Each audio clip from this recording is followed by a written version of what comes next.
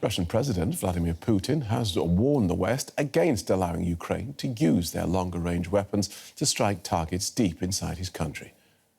If this decision is made, it will mean nothing less than the direct participation of NATO countries, the United States, and European countries in the war in Ukraine.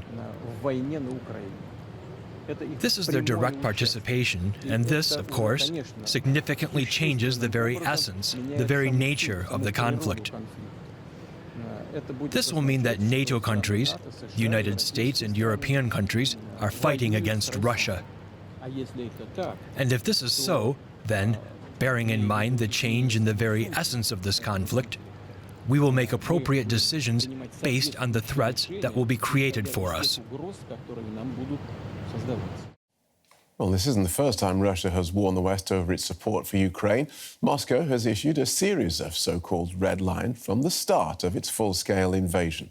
Western nations say they're entitled under international law to help a country under attack by an aggressor. Here's a look at some of Russia's previous warnings. This war began with red lines. This is a real threat not just to our interests, but to the very existence of our state and its sovereignty. This is the very red line that has been mentioned repeatedly. They have crossed it. Vladimir Putin was speaking about NATO potentially expanding into Ukraine. Invasion was his means of preventing this possibility. Since then, the Kremlin has repeatedly drawn new red lines, threatening the world with war. So-called red lines. The so-called red lines. Red lines. Long-range missile supplies to Ukraine, the use of missiles outside the combat zone, and finally attacks on Russia's territory. The Kremlin had warned that these red lines should never be crossed. Putin understands that no Western leader could hope to be re-elected if he or she brought their country into a war with Russia. So he understands that they'll do almost anything to avoid that. So he uses the concept of red lines, the threats, the talk of escalation, and especially nuclear threats as a way of intimidating the West and saying to them, just be careful, hold on, because this could cause you problems. Ukraine has been using these Western F-16 fighter jets in the war for about a month now. And Ukraine has been striking Russian military targets on the occupied Crimean Peninsula for about a year. Ukrainian forces have also led an incursion into Russia's Kursk region for more than a month, with Moscow being unable to end it. Many red lines have been crossed, and Russia has not delivered on its threats of a strong response.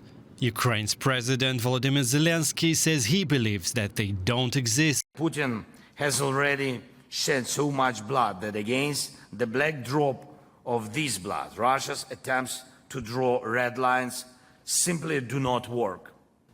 At a meeting with the US Secretary of State and British Foreign Minister in Keir this week, Zelensky was once again pushing the West for something he believes will help Ukraine end this war.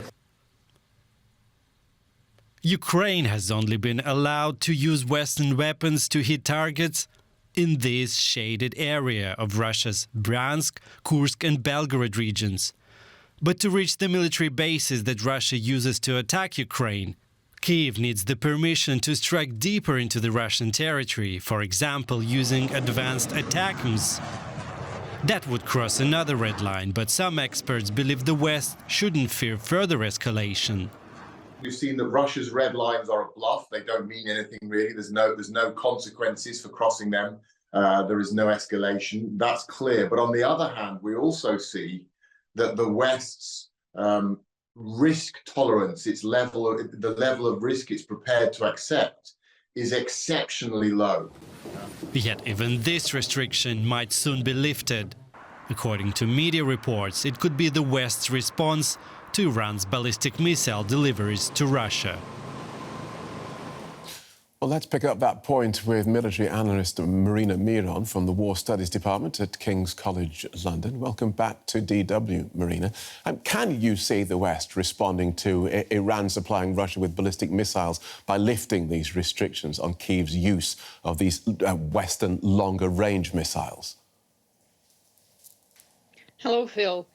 Well, what we have to understand here is the fact that Iran was going to deliver the missiles to Russia has been known since January. So there were speculation, and Reuters reported on that. The problem here is that this alleged delivery only pushes the West closer to allowing Ukraine to use its weapons for deep strikes on Russian territory, but I don't think it's the only catalyst. If we look at the situation on the battlefield, Ukraine needs something after the Kursk offensive has been steamed by Russian forces. They're counterattacking now. So Ukraine needs something new to surprise the Russians, to make it difficult for the Russians to continue the war. So when Vladimir Putin talks about taking appropriate decisions if the West lifts these restrictions, what do you think he means? Well, I think it's quite a complicated question because we can only theorize where will Ukraine strike if these restrictions are lifted, with what weapons, and what would be the damage. And I think according to that, the Russians will be formulating their response. And there are many things the Russians can do, not necessarily in the military realm. For one, they could supply long-range weapons to actors hostile to the West, such as Houthis, and make the situation much more complicated. So that would be a quid pro quo. Another possibility, and that's what Russia is already doing, is restricting exports of enriched uranium, for instance. And Russia is on the third place in the world market when it comes to its supply, and also rare earths, which are important for the West. So there are many screws that the Russians can tighten, which do not necessarily involve the use of nuclear weapons or the use of military per se. Right. And so how might the lifting of those Western restrictions on the use of their weapons, how might that change the course of this war? Well, we have to be careful as not to consider it as a silver bullet if we take into account first the number of weapons that Ukraine has at its disposal. So we have ATACMS, and there are fears that the U.S. might deplete its stocks of ATACMS if Ukraine were allowed to use them on Russian territory. Again, with Storm Shadows, it's a completely different story because Ukraine would need to use F-16s or Su-24s in order to fire those missiles into Russian territory. That being said, while it will complicate Russian logistics, I don't think that it's going to dramatically change the configuration on the battlefield, because the Ukrainian side would have to follow up with a ground maneuver using mechanized infantry, using tanks on Russian territory in order for those deep strikes to be effective. Thanks for that, Marina. Military analyst Marina Miron, thank you so much. Thank you for having me. From the European Council on Foreign Relations, Gustav Gressel is an expert on Russia. He focuses on military and defence policy. Welcome to DW News. Russia's red lines. We've heard about them time and again throughout this war in regards to the use of Western weapons and where they can be used. Has it all been bluff? Well, mostly, and even worse, a lot of the red lines are actually inventions by the West. This time Putin explicitly stated one, but usually his threats are rather opaque, and you can interpret them in one way and the other. And the West has interpreted them then in a very restrictive way, and hence actually granted Putin more leverage over Western decision-making than he should have ever had. Now, on this red line, again, if you look into Russian propaganda, they claim that, for example, the Kursk incursion is exclusively planned by NATO and is executed by Polish mercenaries and French officers, etc. So in their own propaganda world, the kind of war that Putin threatens actually has long come about, and the reaction to all this so-called NATO incursion is, of course, nothing. So, yeah, it's a psychological game. and we should treat it as a purely psychological game. Why would you say the West has created its own red lines then and tiptoed around so many issues like the types of weapons and dragged its feet over deliveries?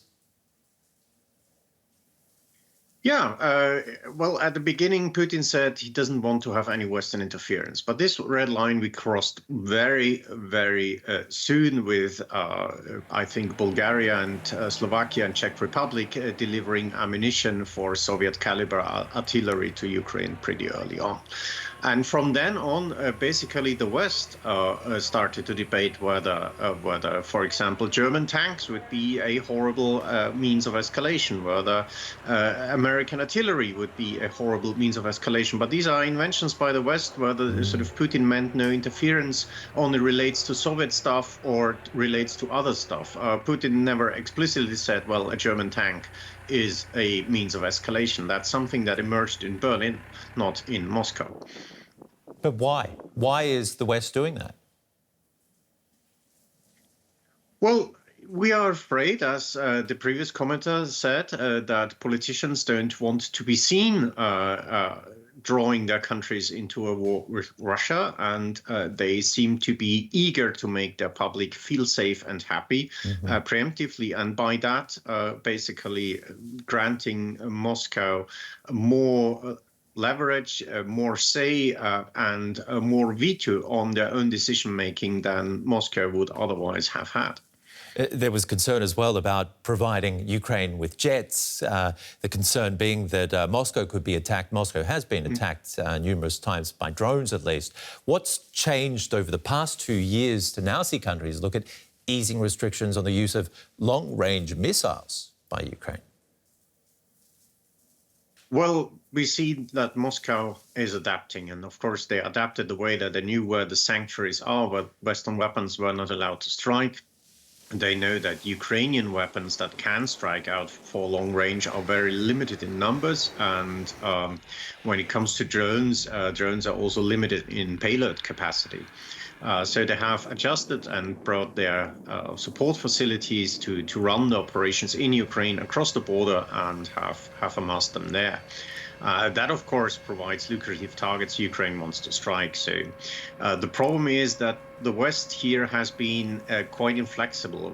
Whether in Ukraine we actually negotiate a target by target and make individual decisions on each kind of strike. Remember, for example, once the Americans stopped Ukraine from striking Gerasimov when he made a troop visit because they saw such a strike escalatory.